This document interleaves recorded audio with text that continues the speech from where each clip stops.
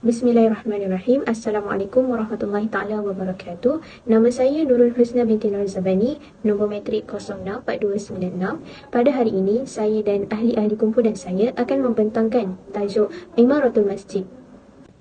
Berdasarkan surah At-Taubah ayat 17 dan 18, ayat ini bermaksud tidak layak orang-orang musyrik memakmurkan masjid Allah padahal mereka sendiri mengakui kekafiran mereka.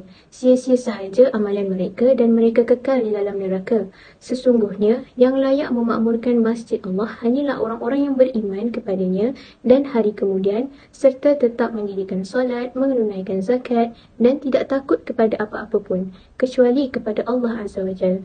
Maka mudah-mudahan mereka termasuk dalam kalangan orang-orang yang mendapat petunjuk. Keterangan mufradat yang terdapat di dalam kedua-dua ayat ini ialah yang pertama pada kalimah ayya'muru masajidallah. Di sini ia membawa maksud memuliakan masjid dengan menghidupkan sembahyang berjemaah di dalam menjadikannya sebagai tempat ibadah khusus kepada orang-orang Islam. Yang kedua ialah pada kalimah syahidina ala anfusikum bil kufr. Ia membawa maksud mereka sendiri yang mengakui bahawa mereka sebenar-benarnya orang yang melakukan kerja kufur. Mereka secara zahir atau terang-terangan menunjukkan keingkaran mereka dengan perbuatan dan amalan syirik serta mendustakan Allah. Seterusnya, habitat a'maluhum, yakni membawa erti segala amalan dan perbuatan yang dilakukan oleh orang-orang syirik walaupun berbentuk kebaikan tetapi oleh kerana kekufuran mereka, amalan baik itu menjadi sia-sia atau tidak diberi apa-apa ganjaran oleh Allah Subhanahu Wa Taala. Seterusnya ialah pada kalimah innama. Di dalam surah At-Taubah, Allah SWT menggunakan kalimah innama bagi memberi kata kunci kepada orang-orang yang memakmurkan rumah Allah bakal mendapat petunjuk.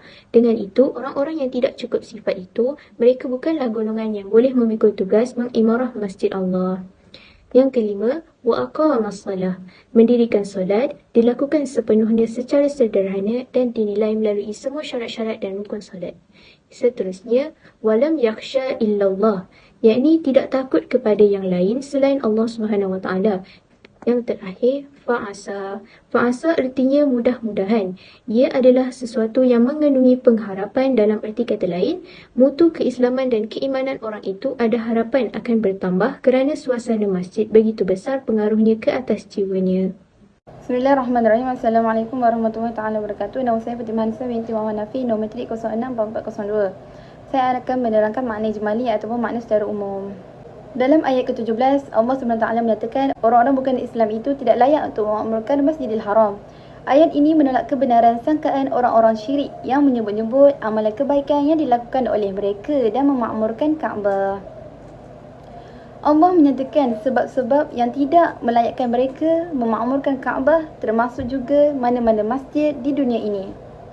Hal ini adalah kerana disebabkan kekufuran mereka terhadap Allah SWT sama ada melalui perkataan ataupun perbuatan. Bukan sahaja tidak layak, malahan segala apa yang mereka lakukan itu tiada ganjaran dan nilai di sisi Allah. Seterusnya, dalam ayat ke-18, Allah SWT menyatakan orang-orang yang layak memakmurkan masjid atau rumah Allah. Kemudian Allah menerangkan sifat-sifat golongan yang dianggap layak memakmurkan rumah Allah. Sifat pertama adalah mendirikan sembahyang. Sembahyang adalah bukti keimanan seseorang dalam dan merupakan amalan yang mula-mula dihisap pada hari akhirat. Oleh itu, jika sembahyang dijaga, maka amalan-amalan lain juga akan dijaga. Natijahnya Allah menyatakan orang-orang yang beriman itu tidak takut kepada sesuatu pun melainkan Allah. Mereka meyakini bahawa makhluk tidak boleh memberi sebarang mudarat maupun manfaat tanpa izin daripada Allah. Assalamualaikum warahmatullahi wabarakatuh. Saya Nurul Hazira binti Muhammad Zaini, bernombor matrik 062975. Saya akan menerangkan mengenai sebab-sebab turunnya surah At-Taubah ayat 17 hingga 18. Sebab-sebab turunnya surah At-Taubah ayat 17 hingga 18 adalah ketika Abbas bin Abdul Muttalib, iaitu bapa saudara Nabi, ditawan oleh tentera Islam dalam peperangan Badar. Ketika dalam peperangan tersebut, terdapat beberapa sahabat bertanya kepada beliau, apakah kamu ada melakukan kebaikan? Sedangkan apa yang kami dengar dan ketahui, kamu hanyalah melakukan keburukan. Mereka menjawab, ya, kamilah yang memakmurkan Masjidil Haram, menyunubi Kaabah, memberi minum kepada orang yang melakukan haji dengan sempurna dan teratur. Dan kami juga yang lepaskan orang-orang yang menderita. Lalu Allah menurunkan ayat tersebut sebagai menolak sangkaan orang-orang bukan Islam Quraisy itu. Peristiwa ini menjadi latar belakang turunnya ayat 17 hingga 18 yang menjelaskan bahawa orang musyrik yang memakmurkan masjid tidak sama dengan orang mukmin yang berusaha menegakkan agama Allah. Hukum pensyariatan. Hukum pertama. Apakah yang dimaksudkan dengan mengimarahkan masjid dalam ayat karimah? Pada sebahagian pendapat ulama, apa yang dimaksudkan dengan mengimarahkan masjid ini ialah membinanya dan membangunkannya serta memperbaiki apa yang rosak daripadanya. Daripada makna tersebut dinamakan sebagai pengimarahan seni bina diri. Dapat dibuktikan dengan adanya kata-kata daripada Nabi Muhammad SAW. Man bunayallah masjidan walau kamishaf qidatu bainallah lahu baitan fil jannah. Maksudnya, sesiapa yang membina masjid Allah walaupun seluas sebidang tanah, maka Allah akan binakan sebuah rumah untuknya di syurga kelak.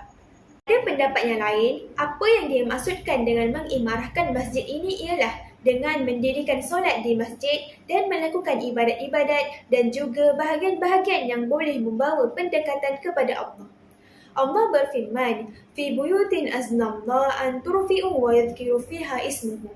Maksudnya, di rumah-rumah Allah ini, Allah memberi keizinan untuk mengangkat atau memuliakan Allah dan menyebut namanya di dalamnya, iaitu di dalam masjid.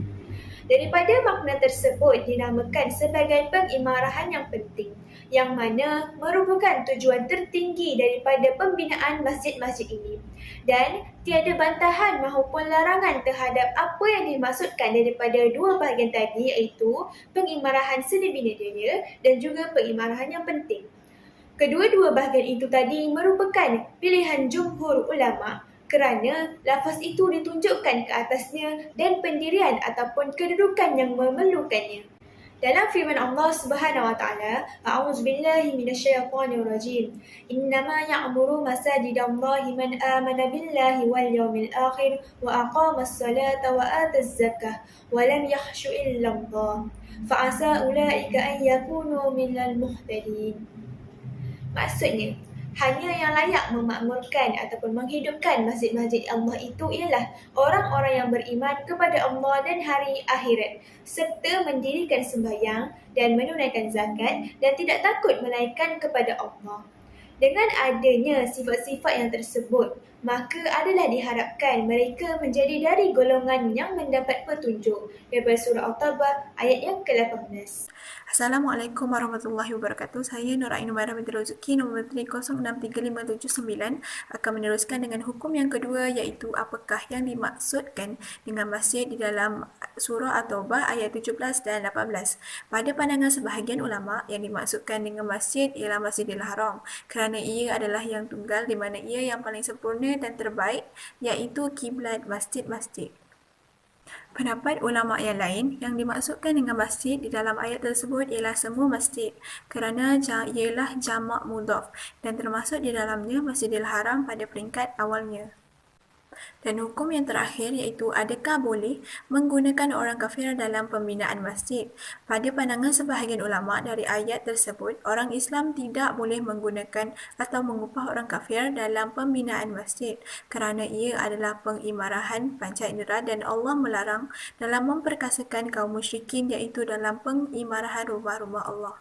Ulama zahir pula berpendapat boleh menggunakan orang kafir dalam pembinaan masjid dan larangannya hanyalah pada kawasan masjid dan mereka mempunyai kebebasan dalam menjalankan urusannya seperti mengawasi masjid atau hal berkaitan wakaf, dan ini merupakan pandangan majoriti fuqaha. Syarat utama pengimarahan masjid ialah orang yang terlibat mestilah orang Islam. Orang kafir tidak boleh mengimarahkan masjid dan tidak akan diterima oleh Allah Subhanahu wa taala. Jadi ahli sekali, secara kesimpulannya, tanggungjawab mengimarahkan masjid merupakan peranan umat Islam bersama. Kita hendaklah menjaga dan mengimarahkan masjid demi kemaslahatan ummah. Oleh itu, setiap individu Muslim haruslah mengambil bahagian dalam memastikan masjid terus menjadi pusat tumpuan umat Islam untuk beribadah dan menjalankan aktiviti-aktiviti berkaitan agama. Tanamlah niat untuk menghadirkan diri ke masjid setiap hari dan bukan hanya terlihat pada bulan Ramadan sahaja. Biarlah masjid menjadi tempat utama semua institusi sosial kita semula.